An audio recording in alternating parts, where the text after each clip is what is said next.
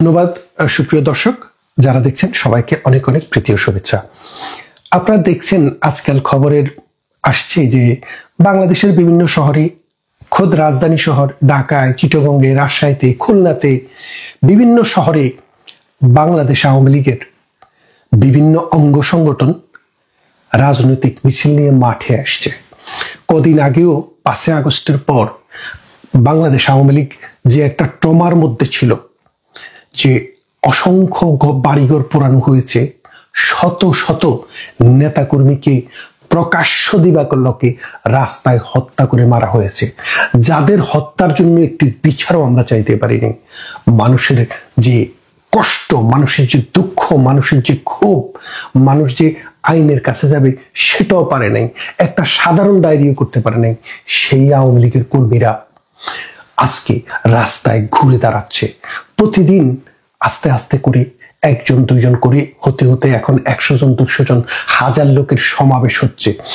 এই যে সমাবেশ, এটা দিয়ে বাংলাদেশ আওয়ামী লীগ আপনাদের কাছে বার্তা দিয়ে দিচ্ছে যে এই দেশে, এই মাটিতে 1971 সালে আইয়ুবের বিরুদ্ধে আমরা যেভাবে সংগ্রাম করেছি, আইয়ুবের বিরুদ্ধে যেভাবে আমরা আন্দোলন করেছি, গণ অভ্যুত্থান করেছি, 70-এর নির্বাচনে জয়লাভ করে পাকিস্তানি হানাদারের বিরুদ্ধে, আপনি জানেন বাংলাদেশ ছাত্রলীগের 10,000 কর্মী 1971 সালের মহান মুক্তিযুদ্ধে আত্মত্যাগ করেছে। সেই বাংলাদেশ ছাত্রলীগ আজকে মাঠে, যুবলীগ আজকে মাঠে, কৃষক লীগ, শ্রমিক লীগ আজকে মাঠে। কেন মাঠে নামবে না? মানুষের অর্থনৈতিক জীবন দুর্বিষহ হয়ে গেছে। আইন বলে কিছু নেই, শাসন বলে কিছু নেই, বিচারালয়ে কোনো বিচার নেই। এমন অবস্থায় যে দেশটাকে তাদের পূর্বপুরুষেরা বুকের রক্ত ঢেলে দিয়ে স্বাধীন করেছে, সেই মানুষেরা এখন আর ঘরে বসে থাকতে চাচ্ছে না। এটা তাদের পক্ষে সম্ভব না। তাই বাংলাদেশ আওয়ামী লীগকে আপনি কত মারবেন?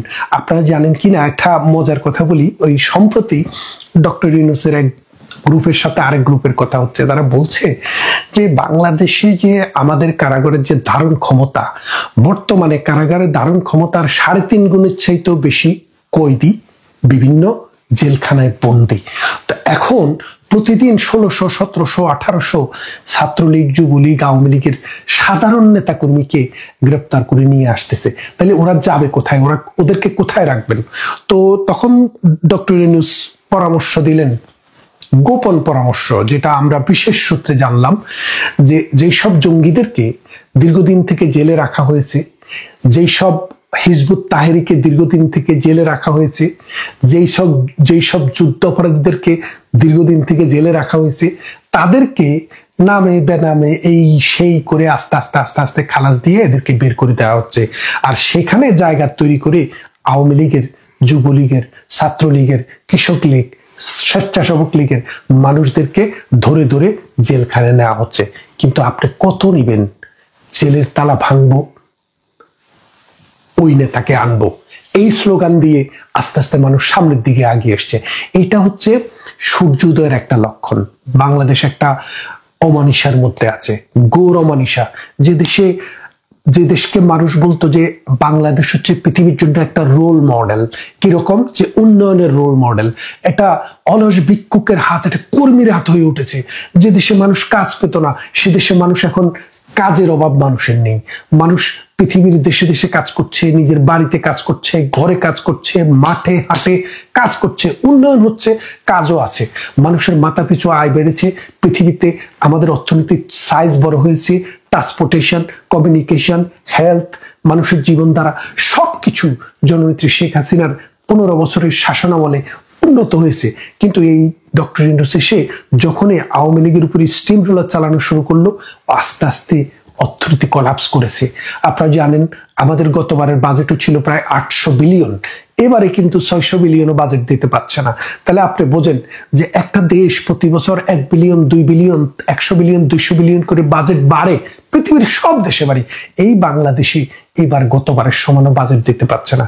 তো মানুষের মধ্যে যে এই ক্ষোভ, মানুষের মধ্যে যে এই কষ্ট, দুঃখ, এই দুঃখ কষ্ট থেকে বেরিয়ে আসতে হলে মুক্তিযুদ্ধের সপক্ষের, মুক্তিযুদ্ধের চেতনার মানুষকে ফিরে দাঁড়াতে হবে। আর এই ফিরে দাঁড়ানোর কর্মসূচি হিসেবেই বাংলাদেশ আওয়ামী লীগ আবার তারা মাঠে নামছে এবং এই লাইন প্রতিনিয়ত দীর্ঘ হবে। এই যে এই এনসিপি নামে নতুন যে রাজনৈতিক দল, তারা আস্তে আস্তে কিন্তু ভয় পাওয়া শুরু করছে। এখন ওই দিন শুনলাম হাসনাত বলতেছে যে আমি যদি অভদ্র হই তাহলে কিন্তু অনেকের মুখোশ খুলে যাবে।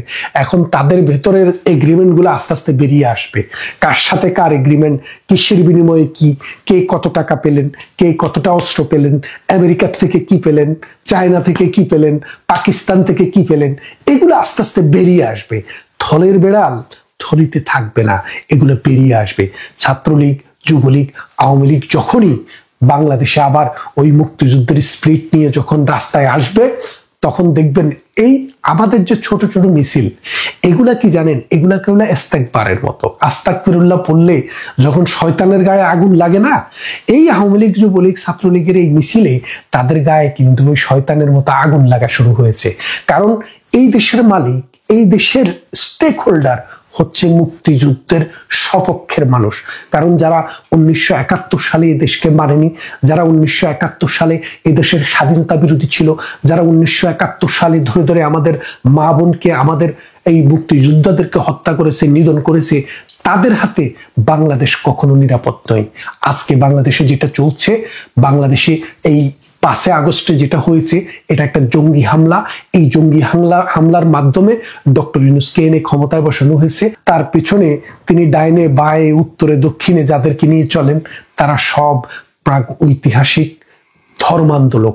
এই ধর্মান্ধের বিরুদ্ধে, এই মৌলবাদের বিরুদ্ধে, এই স্বাধীনতা বিরুদ্ধের বিরুদ্ধে, এই হত্যাকারীদের বিরুদ্ধে আওয়ামী লীগের মিছিল প্রতিদিন দীর্ঘায়িত হবে, দীর্ঘতর হবে, এবং বাংলাদেশ আবার স্বাধীন সার্বভৌমত্বের যে আদর্শ রাষ্ট্র, সেই রাষ্ট্রের ভিত্তিগুলো আবার ফিরে আসবে। ধন্যবাদ সবাইকে।